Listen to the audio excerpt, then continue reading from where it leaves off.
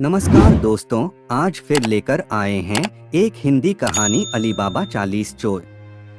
आज की ये कहानी अली बाबा की है। हम उम्मीद करते हैं कि आप इस कहानी को पसंद करेंगे और अपने दोस्तों के साथ शेयर भी करेंगे। साथ में हमारे YouTube चैनल हिंदी कथाएं को सब्सक्राइब भी करेंगे। तो आइए सुनते हैं ये हिंदी कहानी। सालों पहले फारस देश में अली बाबा और कासिम नाम के दो भाई रहते थे। पिता की मृत्यु के बाद से दोनों भाई मिलकर अपने पिता का व्यापार संभालते थे। बड़ा भाई कासिम बहुत लालची था। उसने धोखे से पूरा व्यापार हथियाकर अली बाबा को घर से निकाल दिया।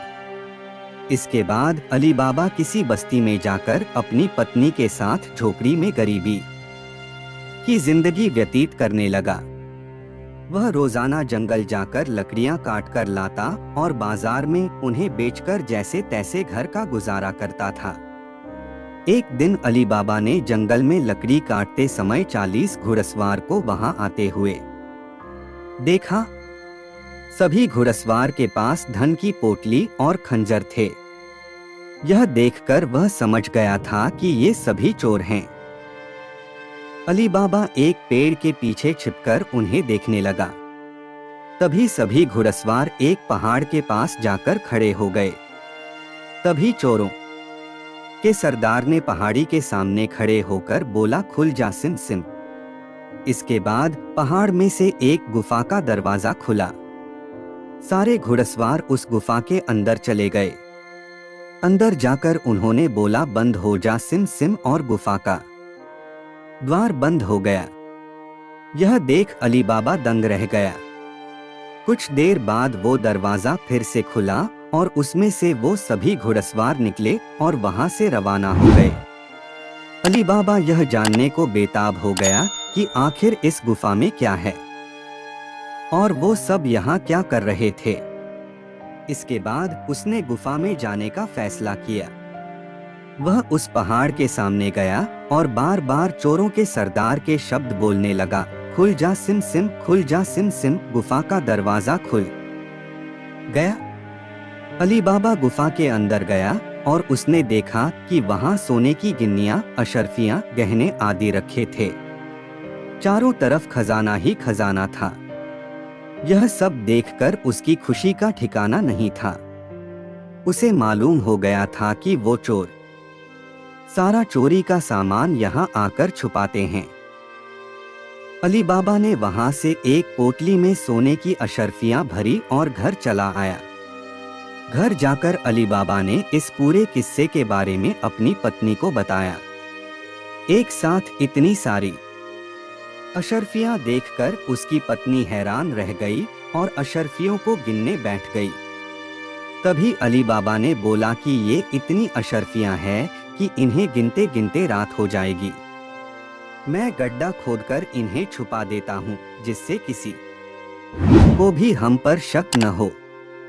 अली बाबा की पत्नी बोली, मैं इनकी गिनती नहीं कर सकती हूँ, लेकिन अंदाजे के लिए इन्हें तोल तो सकती हूँ।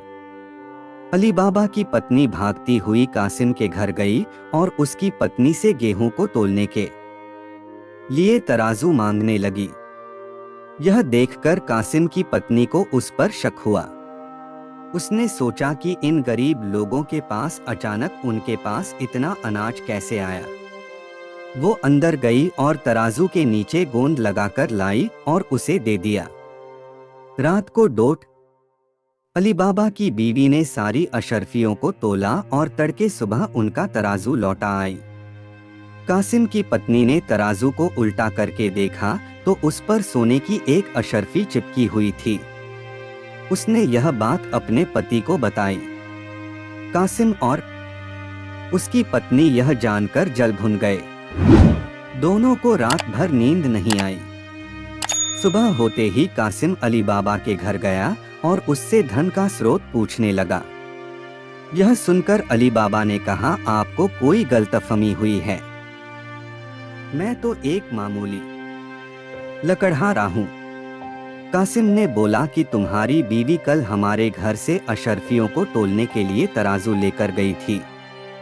ये देखो, ये अशरफी तराजू पर चिपकी मिली है। सब सच बताओ, नहीं तो मैं सबको बता दूंगा कि तुमने चोरी की है। यह सुनकर अली बाबा ने सच सच सारी कहानी बता दी। कासिम के मन में लालच आ गया। उसने खजाना हथियाने का प्लान बनाया और अगले दिन गुफा पहुंच गया। वह अपने साथ एक गधा भी लेकर गया ताकि वह उस पर खजाना लाद कर ला सके। गुफा के सामने पहुंचकर उसने अली बाबा ने जैसे बताया था वैसे ही किया। उसके खुल जा सिमसिम बोलते ही गुफा का दरवाजा खुल गया। अंदर पहुंचकर चारों तरफ खजाना देखकर वह भौचक्का रह गया। उसने बोरियों में सोने की सिक्के भरे और बाहर निकलते समय क्या बोलना है वही भूल गया। गुफा से बाहर निकलने के कासिम ने तमाम प्रयास किए, लेकिन कोई रास्ता न निकला। वह गुफा के अंदर कैद हो जाता है। कुछ देर बाद जब चोरों का गिरोह वहां पहुंचा तो उन्होंने देखा कि बाहर एक गधा बंधा है। वे समझ जाते हैं कि यहाँ कोई आया है।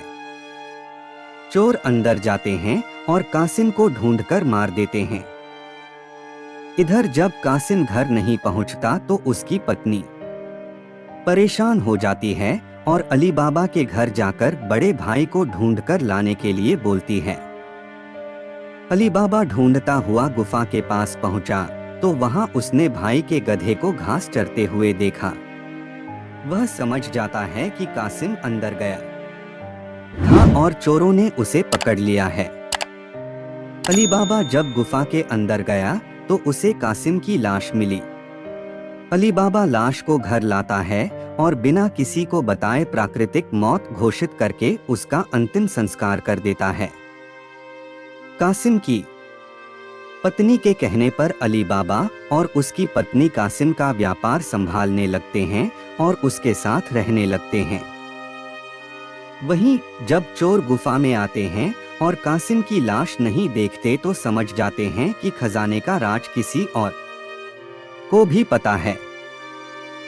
वह गांव में जाकर पता लगाते हैं कि कुछ दिनों में किसके घर में मौत हुई है। चोरों को अली बाबा का घर मिल जाता है। चोर ने उसके घर के बाहर क्रॉस का निशान लगा दिया, जिससे रात के समय उन्हें उसका घर समझने में आसानी हो। वहीं अली बाबा ने जब अपने घर के बाहर क्रॉस का निशान देखा तो वह समझ गया कि चोरों ने घर का पता लगा लिया है। उसने वैसा ही निशान सबके घर के बाहर लगा दिया। रात में जब चोर आए तो सबके घर पर वैसा निशान बना देखकर दुविधा में पड़ गए और वापस चले गए। चोरों का सरदार चुपचाप बैठने वालों में से नहीं था। उसने उस मोहल्ले में अपने आदमी को भेजकर यह पता लगवाया कि हाल फिलहाल में कौन शख्स वहां अमीर हुआ है। इससे उसे अली बाबा के बारे में पता चला। उसने उसका घर अच्छे से पहचाना और रात के समय में तेल व्यापारी बनकर उसके घर पहुंचा। वह अपने साथ तेल के 40 पीपों को लेकर गया, जिसमें 39 में चोर और एक पीपा में तेल था। उसने सोचा कि रात में जब सब सो जाएंगे तो वो सब मिलकर अली बाबा को मार देंगे। उसने अली बाबा से दोस्ती की और रात को उसके घर पर ठहरने की इजाजत मांगी। अली बाबा ने उसको खाना खिलाया और रात को रुकने की इजाजत दे दी। अली बाबा की पत्नी को तेल के व्यापारी पर शक हुआ। उसने सारे पीपों को खटखटा कर देखा और वह समझ गई कि एक पीपा में तेल है और बाकी में आदमी हैं। उसने तभी एक तरकीब निकाली। उसने तेल वाले पीपे से तेल निकाला और गर्म कर बाकी पीपों में डाल दिया। सारे चोरों की मौत हो गई। रात में जब सरदार ने चोरों को निकलने का इशारा किया तो एक भी चोर बाहर नहीं निकला। उसने पीपों को खोलकर देखा तो सभी चोर मर चुके थे। यह देखकर वह इतना डर गया कि अपनी जान को बचाने के लिए वह तुरंत वहां से भाग गया। सुबह अली बाबा की पत्नी ने ये सारी बात अली बाबा को बताई, जिसे जानकर वह बहुत खुश हुआ। अब उन 40 चोरों के सारे खजाने का अकेला मालिक अली बाबा था। वह देश का सबसे अमीर शख्स बन गया था और खुशी खुशी अपनी बीवी बच्चों के साथ रहने लगा। इस कहानी से हमें यह शिक्षा मिलती है कि लालच मनुष्य का दुश्मन है। लालच करने से सब काम खराब हो जाते हैं। इसलिए कभी भी लालच नहीं करना चाहिए।